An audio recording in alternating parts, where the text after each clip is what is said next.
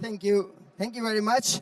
I'm not very used to this kind of environment. I am a professor in a university, but you have to bear with me. My name is Shahid. I am a professor at the University of Glasgow. I'm also a director of research at Cyber Campus, Sweden, where I have been living for 20 years. My bread and butter is IoT security. I have a PhD in this topic, so you have to bear with me. There might be something which is a bit more technical, but I try to stay as high a level as possible for this mixed audience. I'm part of different initiatives in Sweden. For example, I co-founded National Cybersecurity Innovation Node, or Cyber Node, which is part of the NCC today. I'm also co-founder and research director of Cyber Campus and a founder of RISE Cyber Range. Also, I have been leading the cybersecurity unit at RISE for 8 years, which is a large group of experts in Sweden at RISE. So I originally come from RISE, which is a research institute in Sweden. There are 3,000 people. It's owned by Swedish state, and we work on different areas where I primarily focus on IoT.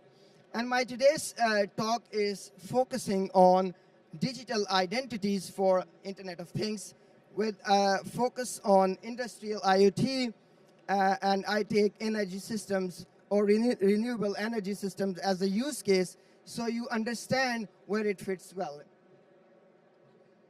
You have to bear with me because I click next, but it doesn't go next.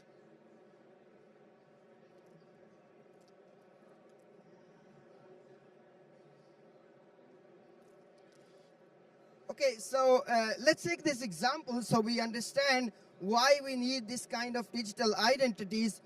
I take a case of energy systems, in this case, a renewable energy system.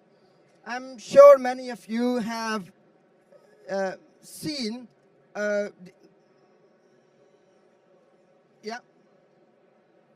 many of you have seen a conventional, I don't go back to the slide which was skipped, an energy system where you have a traditional distribution network where far from where the energy is used, you have a production unit, power lines, and local substations.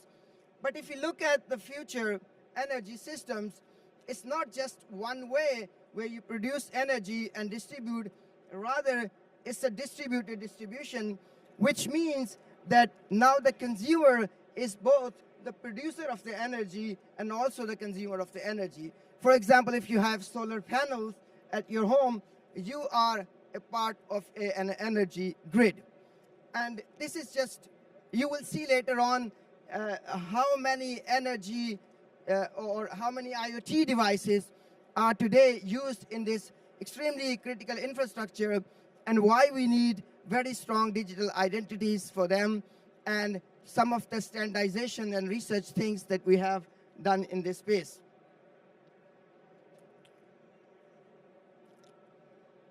So I'm sure everyone here is aware of IT systems.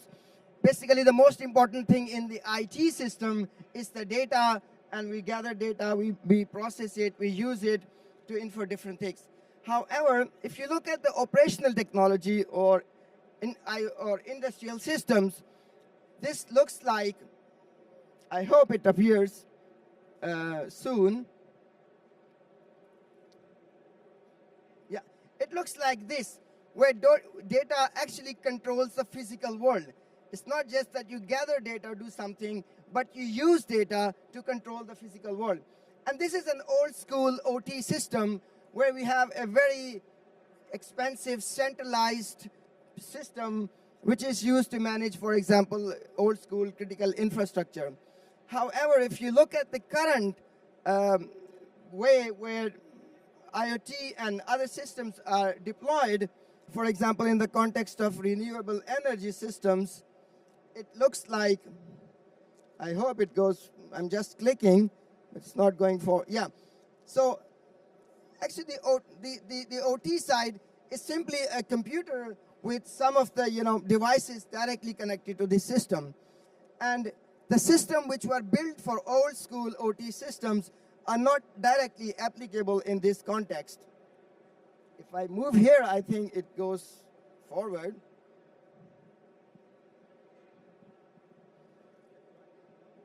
Sorry? It's over there actually. So let's look at, today it's not just an hypothetical or interesting to have IoT in industrial systems, but there are thousands or even millions of IoT devices that are today built and used in this critical infrastructure. For example, many of us have solar panels, so you have inverters, batteries. All these are connected and accessible over the internet, and their sole purpose is not computing, but rather something else. So we categorize them as IoT devices.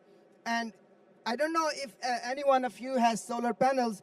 You actually get an app and an online access to play with the energy systems. I have one at home as well, and you simply need username and password to go and change energy settings, increase the levels of energy, and also the amount of energy you want to send to grid or you pick from the grid. So,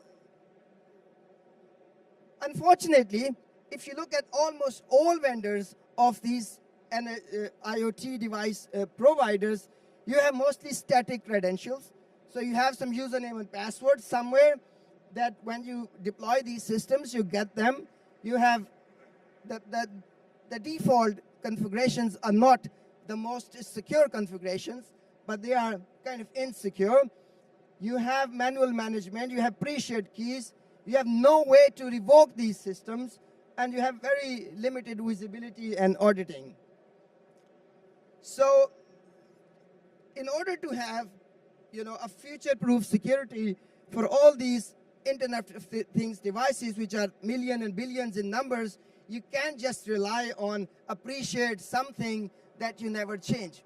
Rather, we are working for many years now on something called public key infrastructure for IoT. So if you have ever opened, let's say, google.com and you see a lock, there is a technology running behind that we call public key infrastructure. It's a backbone of the internet.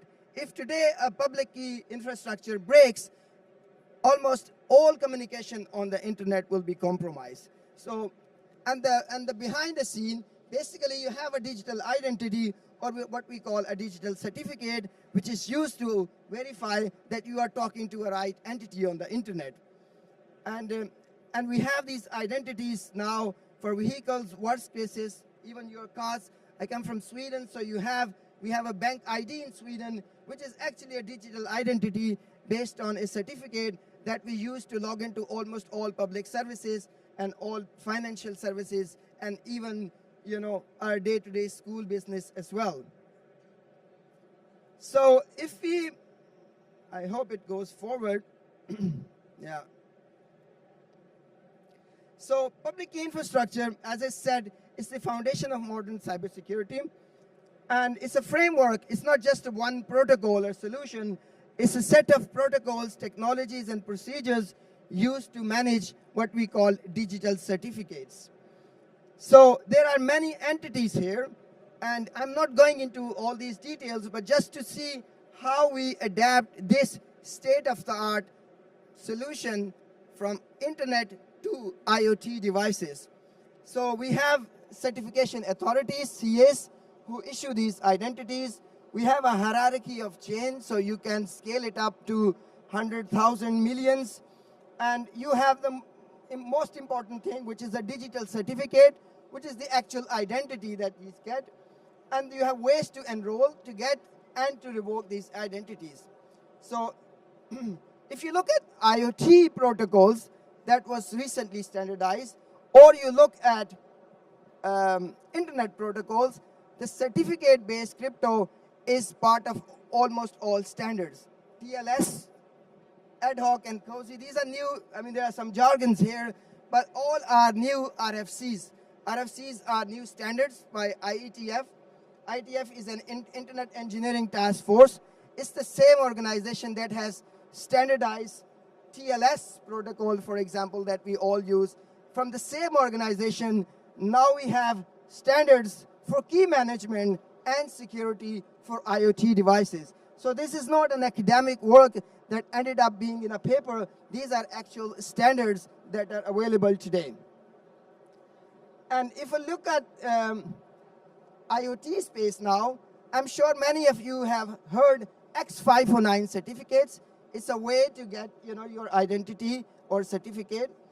We have developed a protocol called C509. It's a standard today. It's an IETF standard, soon to get an RFC. It's in the final stage of approval. And this is a very lightweight version of well-known and most used X509 certificate designed for IoT devices. So if you're a vendor or you are a technical person, you need to look at this, because this is going to be a standard in a matter of weeks than months, because it took almost 5 years to debate and reach to this point. So, this is, you don't need to understand this, but whenever you say, I accept a certificate, these are all the fields you have in that certificate where there are, many entities and so on. I mean, I'm sure you will look at it, you will understand this. So, I hope I can go back. So, if we would like to use X509 certificate for IoT devices, it is very important that it should fit on these devices, and the size-wise, the energy and lifetime, and most importantly, it should be backward compatible somehow. I cannot come with a solution and say, this works for my IoT devices, but it's not integratable with the rest of the PKI solutions that are there for over 2 decades. So what we have done, now I'll try to go a bit faster on some of the things, but what we have done in order to create this new certificate for IoT, we have profiled it, and we have used a different representation mechanisms such that it can become a very, very lightweight, and at the same time, it makes sense for to be used in IoT devices. So I just give you an example. When you have a standard X509 certificate, and if you just encode one field, in this case, issuer, you need almost 20 bytes. But if you use these new encoding mechanisms that are called CBOR, concise object representation mechanisms, then you can just bring it down to 8. And if you remember one of my previous slides with lots of fields, if you apply all these mechanisms, then the size of the actual certificates become so small that it makes sense to be used in these billions of extremely resource-constrained IoT devices.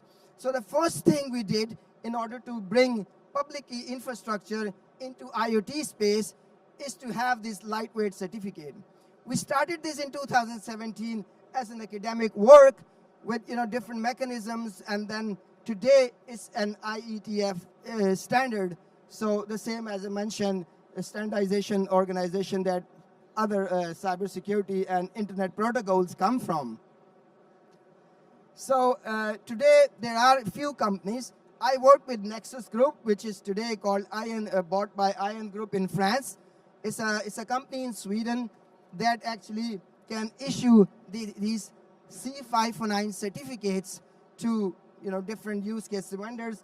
In this specific talk, I mentioned energy systems, but this can be used to issue these certificates to even satellites, to consumer IoT devices. So this kind of certificates issuing is now even possible in the market, where you can, for example, get from ION Group, but or any other vendor. There are quite a few vendors who are interested to move and have PKI for IoT, so it's important to have support for this new standard. Just to give you an example, if you have an example certificate and it's standard CX509, it takes up to 2.1 kilobyte. I mean, it's really differs what you include. You can bring it down to almost 150 bytes, with these kind of compression mechanisms. So you can really afford this certificate in an extremely constrained device. And as I said, this was a research work, and then now today it's also a standard C509 certificates. So that was one part, where in order to bring IoT, PKI to IoT, you need lightweight certificate. But public key infrastructure is way more than that. So the second part we did is how you get these certificates in an automated way. That process is called enrollment. So today, one of the main problems with PKI is that you have some sort of manual mechanism to register yourself, and get this certificate. We can't get, many of us don't have our own X509 certificates because it's quite expensive to get these certificates. And the important part of this expense comes from this manual registration process where you need to identify yourself with someone. So we have developed a mechanism to automatically and without any human intervention get this certificate for IoT. And this protocol, which is based on a well-known enrollment protocol that's already used today, is called EST, Enrollment over Secure Transport. And we have, you don't need to understand this, but it's a mechanism to automatically get this certificate, which is already part of the standard. And the way we can get these IoT certificates enrolled is, if it goes next, you will see that.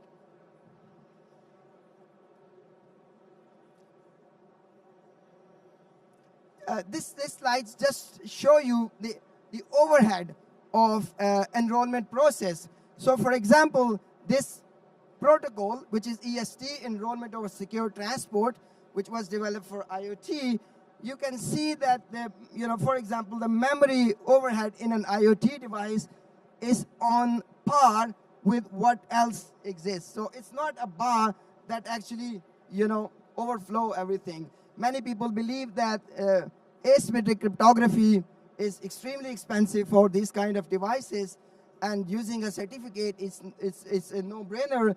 But actually having these numbers and now backed by 2 standards, this is quite feasible. So it's kind of Brady. So what happens usually, you have something called birth or factory certificate. Whenever an IoT device or a producer of an IoT devices can get these certificates in a standardized way. Again, this is not a proprietary or manual or academic solution. This is a standard. I think there's a link to the actual RFC where you can get more details. But we start with this factory certificate, and you do, if you are familiar with PKI, you need to perform something called initial enrollment. It's a certificate signing request. It's a special message you send to CA and say, here are my credentials, can you give me a certificate? And it has to authenticate you, that who are you? And this process today is a manual process. It takes manual ways to register. This could be done using this, what we call birth identity or factory certificate. So you don't have to prove manually for a single IoT device. You can do it for a bunch of IoT devices, like 100 devices enrolled together using these birth identities. And then an IoT device gets a certificate that you can, use to connect, for example, using any protocols, TLS, or more recently, this ad hoc or OS core. These are 2 new standards developed primarily for IoT. And so if you look at the PKI chain, you have a hierarchy, how you create. You have a certificate. You have a way to get a certificate.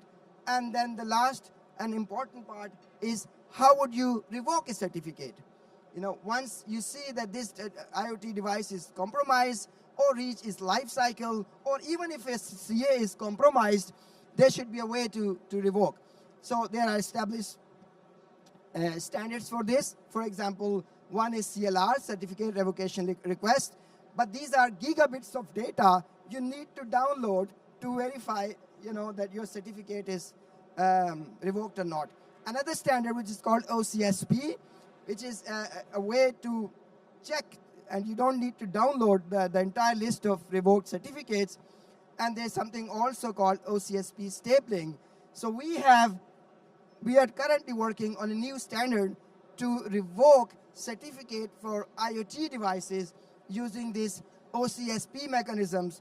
And again, OCSP was designed many years ago, not for constrained environments, but for standard systems. It doesn't fit as it is in this kind of context. And we are working on a standard to revoke this certificate. Right now, we have an academic work with detail how the whole revocation system should work for IoT. And then we are pushing an internet draft into a standardization organization. It's not that easy. It's a bit messy process. These are all the standards in IETF, which deals with the public key infrastructure for IoT. So if you are a serious player and want to bring PKI for IoT devices, you need to be aware of these mechanisms. If you're generally interested, there are not many then. So for example, C509 certificate, it's a new certificate format for IoT, very similar to X509, but much more efficient and much more constrained. So if you're interested in this topic, and we, as I said, we are already working with industry in Sweden, but if you are interested to work on public infrastructure for IoT and want to use some of this work, feel free to connect. And I'd like to thank University of Glasgow and Cyber Campus Sweden for sponsoring this visit, and Business France, who have paid for my hotel. Thank you. Thank you very much. Merci beaucoup. Est-ce qu'il y aurait des questions par hasard?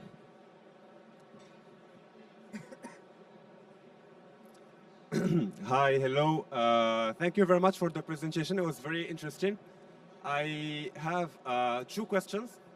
So first is about you showed the reduction in size in comparison between the X500 and C500. I wonder if there were some research to demonstrate how this economy in size translates to in terms of energy consumption. Yes. So is it proportional, or maybe like? Yes, if you read the paper, there are very detailed, results on the number of, joules or the energy you consume or save, and a very similar comparison. I just show the numbers, but if you look at there are at least 2 very detailed analysis papers on this, where we also show the timing, the round trip time, the energy numbers, the memory footprints, so you can get a very clear indication of the overhead. Okay, I will make sure to visit your Thank website you. to read the paper. Yeah, My second question is more about the industry adoption. So today, how do you follow or animate the major, I would say, industrial providers and tools manufacturers to adopt the standard? And also, how is there a way to make already existent, sensors and whatnot compatible with the new standard? Thank you. It's a very good question. So these standards, they are very recent. As I said, it's a matter of weeks now that they are, so these are, whenever industry is interested on something that's standardized, mostly they're not interested in my academic paper and, present and invest. So as I said, we have one industry provider in Sweden, which is the largest PKI provider in Europe. It's called Nexus Group, which new name is IN Group, bought by a French company now. So they have a mechanism they have already implemented these mechanisms, and they are ready as part of their PKI services. So if you get a PKI service from them, these are there. On the IoT side, we are working with specialized, IoT players who need to provide the IoT side of this, who are interested in this. But it's, there are 2 players from Sweden. They have this kind of solution today, but it's a standard, as I said. And in a year's time, I'm quite hopeful that this this will be used, because it made complete sense. The way we did enrollment and make it automated, make it very cheap. So it's the cost of getting a certificate, C509 certificate, is actually proportional to the compute power than someone sitting and giving you a certificate. Okay, thank you very much. Thanks a lot. Est-ce qu'il y a encore une dernière question? On a encore quelques minutes ou tout est clair? Here, there's one guy. Hello, thanks for the presentation. What is the expected date for an IETF specification final? Yeah, so if you look at the IETF, yesterday it was approved, by the final reviewer. So as I said, it matters of week. If you just type C509 certificate, its working group last call was a few months ago. Yesterday, the review by IERT, one of the bodies that finally checks. So I think in 2-3 weeks' time, it should get an RFC number. So as I said, it's a matter of weeks, not months. And the first draft we established 5 years ago. So IETF or any standardization mechanism is a very slow process. It takes up to 4 or 5 years to get an idea into a standard. And now we are like 4 years and 10 months. So it's quite close to be a standard.